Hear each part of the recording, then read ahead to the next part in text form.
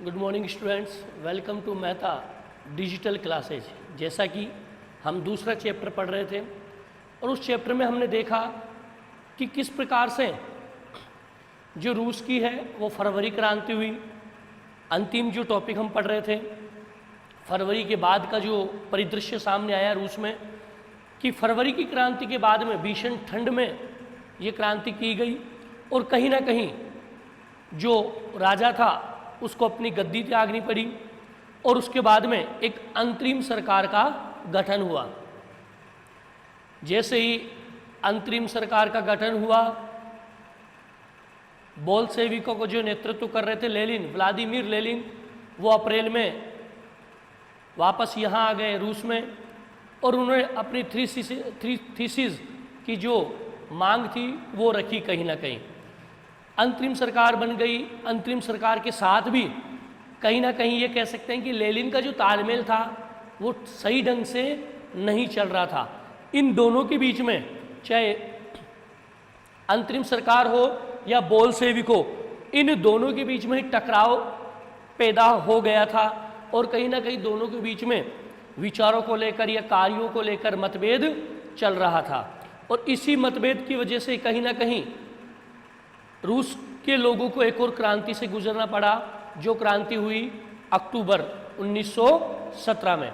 तो कहीं ना कहीं ये कह सकते हैं कि जो अंतरिम सरकार और बोल्शेविक जो थे उनके बीच में कहीं ना कहीं टकराव की स्थिति पैदा हो गई। और अब लेनिन को ये भय सताने लग गया, ये डर सताने लग गया कि कहीं ना कहीं मेरी नीतियों की वजह से या मेरे विद्रोह की वजह से अंतरिम सरकार उसे तानाशाह घोषित ना कर दे। ये लेनिन को एक भय सताने लग गया कि अगर मैं कार्य कर रहा हूँ, बोल्शेविकों का नेतृत्व कर रहा हूँ, तो कहीं ना कहीं अंतरिम सरकार मुझे तानाशाही घोषित ना कर दे। तो उसको ये डर सताने लग गया और अब उसके दिमाग में ये आ गया कि कहीं ना कहीं हमें इस अंतरिम सरकार को भी उखाड़ के फेंकना होगा। और उसने इस अंतरिम सरकार को उखाड़ फेंकने के लिए योजना बनाना प्रारंभ कर दिया। उसने क्या किया कि जो भी बोल्शेविक मत को मानने वाले व्यक्ति थे, चाहे सेना में हो, चाहे मजदूर हो, या फैक्ट्री में काम करने वाले हो, या किसान हो, ऐसी विचारधारा रखने वाले व्यक्ति जो बोल्शेविक विचारधारा से जुड़े हुए हो या उसका समर्थन कर रहे हो, ऐसे व्यक्तियों को उसने एकत्रित करना प्रारंभ कर दिया। तो कहीं ना कहीं अंतरिम सरकार के डर से उसने बोल्शेविकों को एकत्रित करना प्रारंभ कर दिया। और उसने जो लेनिन था उसने 16 अक्टूबर 1917 जो पेट्रोग्राद सोवियत, आपको पता है पहले सेंट पीटर्सबर्ग था, सेंट पीटर्सबर्ग हुआ, जर्मन विचारधारा का था, उसको बदलकर पेट्रोग्राद कर दिया गया। और फरवरी में जो क्रांति हुई थी वो कहीं ना कहीं जिसका पूरा संबंध किससे था, पेट्रोग्राद से। तो कहीं ना कहीं 16 अक्टूबर 1917 को पेट्रोग्राद सोवियत व बोल्शेविकों ने सत्ता पर कब्जा करने के लिए, यानी कि पेट्रोग्राद सोवियत एक संगठन बन गया था फरवरी की क्रांति के बाद में, ठीक है। और दूसरे थे बोल्शेविक। इन्होंने सत्ता पर काबिज होने के लिए जो बोल्शेविक विचारधारा के समर्थक थे उनको क्या कर लिया, राजी कर लिया। और राजी करने के लिए कहीं ना कहीं ये कहा गया कि हमें अंतरिम सरकार का जो है विरोध करना है और बोल्शेविक सरकार की स्थापना करनी है। और इनका नेतृत्व कौन कर रहे थे, व्लादिमीर लेनिन। जब इसका पता प्रधानमंत्री को लगा, जो अंतरिम सरकार का जो प्रधानमंत्री था केरेंस्की, यह है अंतरिम जो सरकार थी उसके प्रधानमंत्री केरेंस्की। उस समय अंतरिम सरकार के प्रधानमंत्री केरेंस्की थे। दूसरी तरफ जो बोल्शेविक थे, जो ये था लेनिन, इसने इसके जो बोल्शेविकों का एक मुखिया था उसको प्रमुख जो क्रांतिकारी समिति है उसका नेतृत्व दिया गया, जो लियोन ट्रोट्स्की।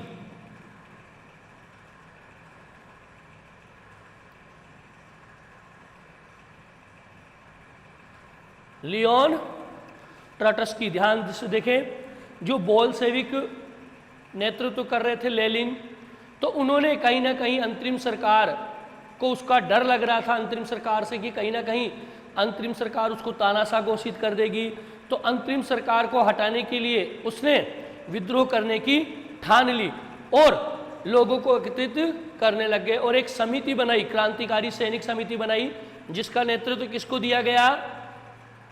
लियोन ट्रोट्स्की। यानी कि कहने का मतलब विद्रोह की तारीख तय हुई नहीं थी, लेकिन ये फिक्स हो गया था कि कहीं ना कहीं जो बोल्शेविक है वो अंतरिम सरकार का विरोध करेंगे।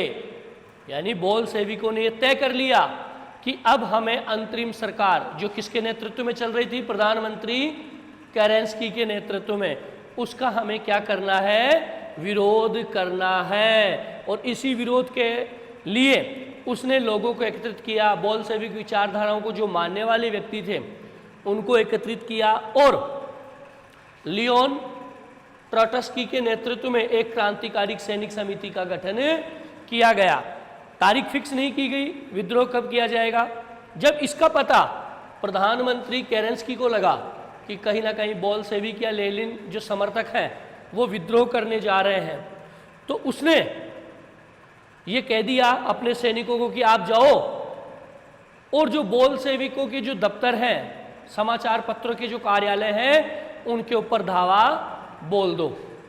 जो बोल्शेविकों के जितने भी ऑफिस हैं, कार्यालय हैं, उनके ऊपर धावा बोल दीजिए आप। या फिर जो टेलीफोन कार्यालय है, टेलीग्राफ कार्यालय है, उनके ऊपर भी धावा बोल दीजिए, ये केरेंस्की ने कह दिया। जब इसकी भनक बोल्शेविकों को लगी तो उन्होंने भी अपनी कार्रवाई प्रारंभ कर दी और बोल्शेविक जो क्रांतिकारी थे उनको ये आदेश दे दिया गया कि जो भी अंतरिम सरकार के मंत्री हैं उन सभी मंत्रियों को क्या बना लिया जाए? बंदी बना लिया जाए। आप भी शहरों में चले जाएं और जो बोल्शेविकों के कार्यालयों के ऊपर नियंत्रण करना चाह रहे हैं, अंतरिम सरकार वाले कब्जा करना चाह रहे हैं, उसका विरोध कीजिए और जो अंतरिम सरकार के जितने भी मंत्री हैं उनको आप क्या कर दीजिए? बंदी बना लीजिए। 24 अक्टूबर 1917, 24 अक्टूबर 1917 को जो बोल्शेविक समर्थक थे वो भी आंदोलन में कूद गए और कहीं ना कहीं जो केरेंस्की के जो सैनिक थे या अंतरिम सरकार के सैनिक थे जो कब्जा करने के लिए जा रहे थे उसका विरोध किया। और इस विरोध के चक्कर में कहीं ना कहीं जो केरेंस्की सरकार के जो कई मंत्री थे वो क्या हो गए? गिरफ्तार हो गए और उनको बंदी बना लिया गया। इस विद्रोह में एक युद्धपोत था अरोरा, ध्यान से देखेंगे, एक युद्धपोत था अरोरा, जिससे पहली बार बमबारी की गई। किसके ऊपर? Winter palace. पता है जार का महल, विंटर पैलेस हम पहले पढ़ चुके हैं। विंटर पैलेस यानी जार का महल, और उस महल के ऊपर किससे बमबारी की गई? अरोरा नामक युद्धपोत से। और यहीं से कहीं ना कहीं इस प्रकार के घटनाक्रम से जो अक्टूबर की जो क्रांति थी रूस की वो प्रारंभ हो गई। केरेंस्की सरकार ने जो सरकारी दफ्तर थे उनके ऊपर, जो बोल्शेविक दफ्तर थे उनके ऊपर नियंत्रण के लिए अपने सैनिकों को भेजा। इसके विपरीत कहीं ना कहीं बोल्शेविक का जो नेतृत्व कर रहे थे व्लादिमीर लेनिन, उन्होंने भी अपने जो समर्थकों को कह दिया कि आप जो भी सरकारी कार्यालय या दफ्तर है, चाहे टेलीफोन कार्यालय हो, टेलीग्राफ कार्यालय हो या जो भी सरकारी कार्यालय है, उनके ऊपर आप क्या कर लीजिए? धावा बोल दीजिए और ऐसे ऑफिस को अपने अधीन कर लीजिए। और इसके साथ ही जो है बोल्शेविक जो समर्थक थे या जो क्रांतिकारी थे, उन्होंने केरेंस्की सरकार के जितने भी मंत्री थे, कई ऐसे मंत्री थे जिनको क्या कर लिया? बंदी बना लिया और इसका विरोध प्रारंभ कर दिया, अंतरिम सरकार का विरोध प्रारंभ कर दिया। इसे ही हम अक्टूबर की क्रांति के नाम से जानते हैं। यानी कि एक क्रांति कब हुई? फरवरी में। राजा को पद छोड़ना पड़ा। उसके बाद में अंतरिम सरकार बन गई। अंतरिम सरकार बन गई तो लेनिन वापस आ गए। व्लादिमीर लेनिन जो निष्कासित हो गए थे वहाँ से, वो आए, अप्रैल थीसिस की मांग रखी। अंतरिम सरकार और लेनिन के विचारों के बीच में मतभेद था। तो कहीं ना कहीं लेनिन को डर लग रहा था क्या कि अंतरिम सरकार उनको तानाशाह घोषित ना कर दे। तो इसने क्या किया, इससे बचने के लिए जो भी बोल्शेविक समर्थक थे, चाहे सैनिक हो, मजदूर हो, इन सबको एकत्रित करना प्रारंभ कर दिया। और कहीं ना कहीं जो पेट्रोग्राद सोवियत है, पेट्रोग्राद सोवियत जो सेंट पीटर्सबर्ग पहले था पेट्रोग्राद, बाद में पेट्रोग्राद कर दिया गया, तो इसको और बोल्शेविकों को राजी कर लिया इस चीज के लिए कि हमें अंतरिम सरकार का क्या करना है, विरोध करना है। और इस विरोध के तहत ही उन्होंने अपनी सेना का जो प्रमुख समिति का, जो क्रांतिकारी समिति का जो व्यक्ति चुना, वो किसको चुना? लियोन ट्रोट्स्की। और उधर दूसरी तरफ जो अंतरिम सरकार के प्रधानमंत्री थे वो कौन थे? केरेंस्की। तो कहीं ना कहीं केरेंस्की को पता लग गया, उन्होंने अपने सैनिक भेज दिए बोल्शेविकों को, ऑफिस के ऊपर धावा बोल दिया। इसके विपरीत जो बोल्शेविक थे उन्होंने भी हमला कर दिया और विद्रोह प्रारंभ हो गया। और जो भी जितने भी सरकारी कार्यालय, जो दफ्तर थे, उनके ऊपर बोल्शेविकों ने अपना अधिकार कर लिया और केरेंस्की सरकार के बहुत से मंत्रियों को बंदी बना लिया। जैसा कि हम देख रहे थे, रूस में अक्टूबर की क्रांति हो गई और कहीं ना कहीं जो अंतरिम सरकार थी उसके शासन को उखाड़ के फेंक दिया गया और किसकी सरकार बनी? बोल्शेविकों की। तो कहीं ना कहीं अब क्या परिवर्तन हुआ, यानी कि अक्टूबर की क्रांति के बाद में क्या परिवर्तन हुआ? सबसे पहला जो परिवर्तन हुआ, मैं पहले बता चुका हूँ, बोल्शेविक नेतृत्व करने वाले जो लेनिन थे उन्होंने अप्रैल थीसिस की मांग रखी थी। तो कहीं ना कहीं वो निजी संपत्ति के बहुत ज़्यादा खिलाफ थे। जो लेनिन थे उनका ये मानना था कि निजी संपत्ति नहीं होनी चाहिए, समान रूप से संपत्ति का विभाजन होना चाहिए। तो सबसे पहले बोल्शेविक सरकार जब बनी तो उसमें ये बात रखी गई कि कहीं ना कहीं जो निजी संपत्ति है उस व्यवस्था का क्या होना चाहिए? अंत होना चाहिए। अर्थात निजी संपत्ति व्यवस्था के खिलाफ थे। कौन थे? बोल्शेविक। यानी कि निजी जो संपत्ति थी उस व्यवस्था के ये क्या थे? खिलाफ थे। और कहीं ना कहीं आपको पता है कि मांग रखी थी अप्रैल थीसिस में कि जो बैंक है उनका राष्ट्रीयकरण होना चाहिए, और यही हुआ। क्या परिवर्तन हुआ कि अप्रैल में जैसे ही बोल्शेविक सरकार बनी, हालांकि अनिश्चित परिस्थितियों में ये सरकार बनी थी, लेकिन फिर भी इसने कई परिवर्तन किए। पहला परिवर्तन, निजी संपत्ति का विरोध किया, ठीक है। दूसरा, जो मांग की गई थी कि भाई बैंकों का राष्ट्रीयकरण होना चाहिए, ऐसा ही हुआ। 1917 में, यानी कि नवंबर 1917 में ही जो बैंक और जो उद्योग है उनका क्या कर दिया गया? राष्ट्रीयकरण कर दिया गया। और जो जमीनें थी उनको सामाजिक संपत्ति घोषित कर दिया गया। देखो, निजी संपत्ति के खिलाफ थे वो, और कहीं ना कहीं बैंकों का राष्ट्रीयकरण, उद्योगों का राष्ट्रीयकरण कर दिया गया। जमीन को क्या घोषित कर दिया?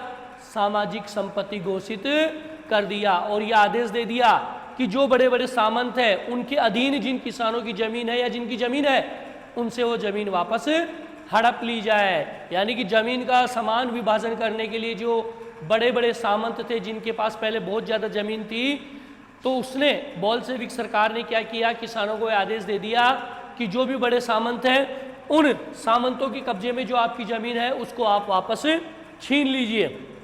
फिर कहीं ना कहीं जो बड़े बड़े सामंत कुलीन वर्ग के लोग थे उनके बड़े बड़े मकान थे, तो बोल्शेविक सरकार ने क्या कहा कि जितने भी जिनके बड़े बड़े मकान हैं उनकी ज़रूरत के हिसाब से उतना मकान तो छोड़ दो, और बाकी जो हिस्सा है वो ज़रूरतमंद और असहाय व्यक्तियों को दे दिया जाए।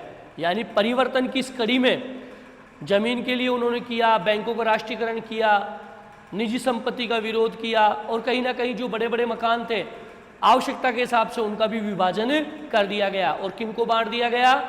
जरूरतमंद और बेसहारा लोगों को। और परिवर्तन करने की इस कड़ी में उसने कहीं ना कहीं जो सरकारी सैनिक थे या जो सरकारी अधिकारी या कर्मचारी थे, उनकी जो ड्रेस थी, ड्रेस कोड, वेशभूषा, उसको भी क्या कर दिया, बदल दिया। यानी कि उनकी जो वर्दियां थी उनको भी क्या कर दिया, बोल्शेविक सरकार ने बदल दिया। और जो बोल्शेविक पार्टी थी उसका नाम बदल कर दिया गया रूसी कम्युनिस्ट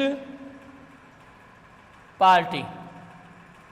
यानी कि जो पहले बोल्शेविक सरकार थी उस बोल्शेविक सरकार का नाम क्या कर दिया गया, रूसी कम्युनिस्ट पार्टी।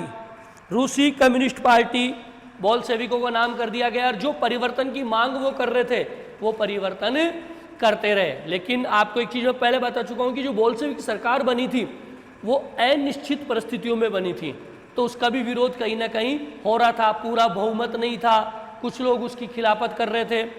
अब बोल्शेविकों ने एक मांग रखी कि हमें संविधान सभा का चुनाव करना चाहिए, लेकिन संविधान सभा का चुनाव नहीं हुआ। इसको देखते हुए लेनिन ने इस पार्टी को क्या कर दिया गया, बर्खास्त कर दिया गया। राजनीति का ये दौर चलता रहा, थोड़ा वक्त गुजरता रहा। एक चीज आपको पहले बता चुका हूं कि जब रूस की क्रांति हो रही थी तब प्रथम विश्व युद्ध हो रहा था 1914 से 1918 के मध्य। तो राजनीतिक उथल पुथल चल रही थी।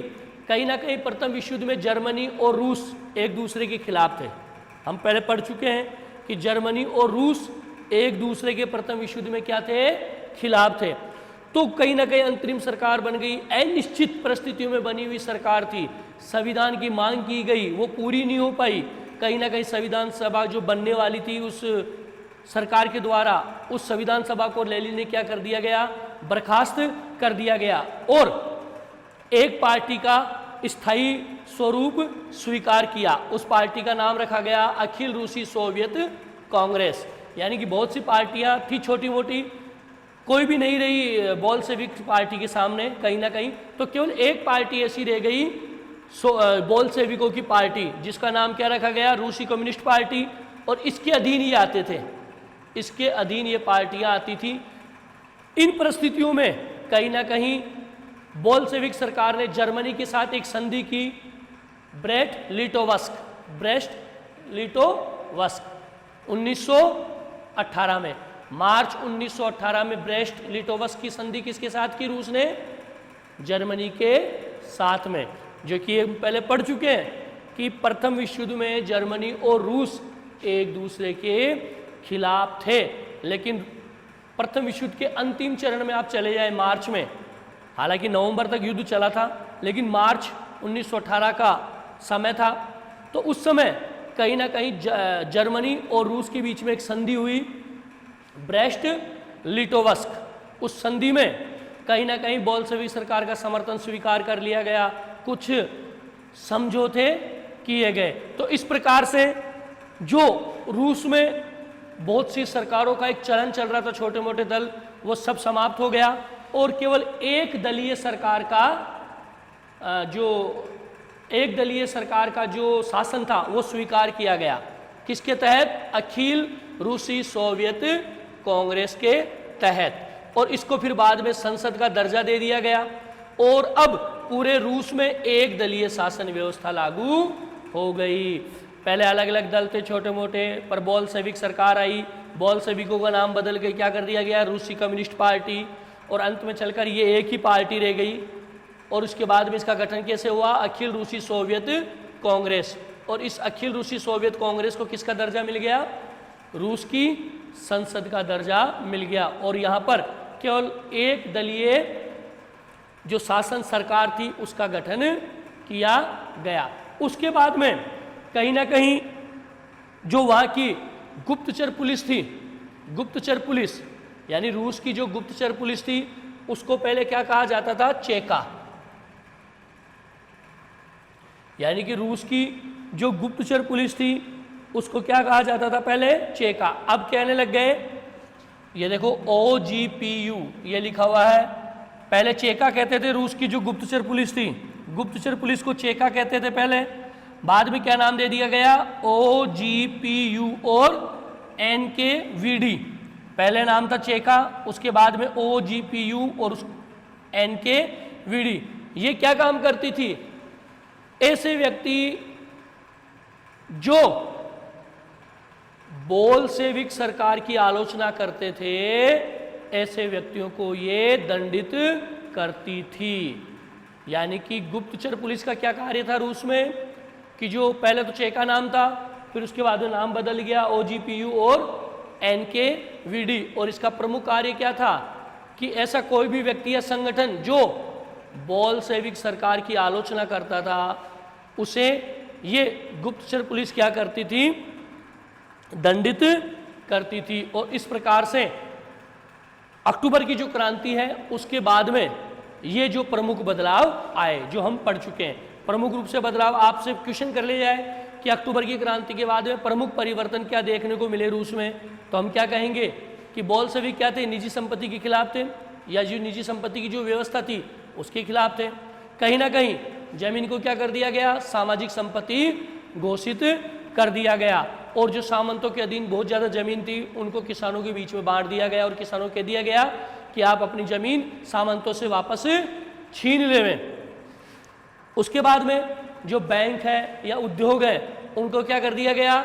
राष्ट्रीयकरण कर दिया गया, और जो उस समय कुलीनों के, सामंतों के बड़े बड़े मकान थे उनको भी तय कर दिया गया कि आवश्यकता के अनुसार ही आपको मकान का हिस्सा दिया जाएगा, और जो बाकी हिस्सा बच गया वो किसको दे दिया गया? असहाय और जरूरतमंद लोगों को दे दिया गया। परिवर्तन करने के लिए, प्रशासन में परिवर्तन करने के लिए सेना हो या जो भी सरकारी कर्मचारी हैं, उनकी जो वर्दी थी उसमें क्या कर दिया गया? बदलाव कर दिया गया। नई सरकार बनी, संविधान की मांग रखी गई, संविधान की मांग रखी लेकिन पूर्ण बहुमत नहीं मिल पाया। संविधान सभा को क्या कर दिया गया? बर्खास्त कर दिया गया। बर्खास्त होने के बाद में जो प्रथम विश्व युद्ध में जर्मनी अपने खिलाफ था, रूस के खिलाफ था, उसके साथ कौन सी संधि कर ली? ब्रेस्ट लिटोवस्क, मार्च 1918 में। और उसके बाद में जो वहाँ की गुप्तचर पुलिस थी, जिसे पहले चेका कहा गया, बाद में ये दो नाम दे दिए गए, इसका प्रमुख कार्य क्या था? बोल्शेविकों की आलोचना करने वालों को दंडित करना।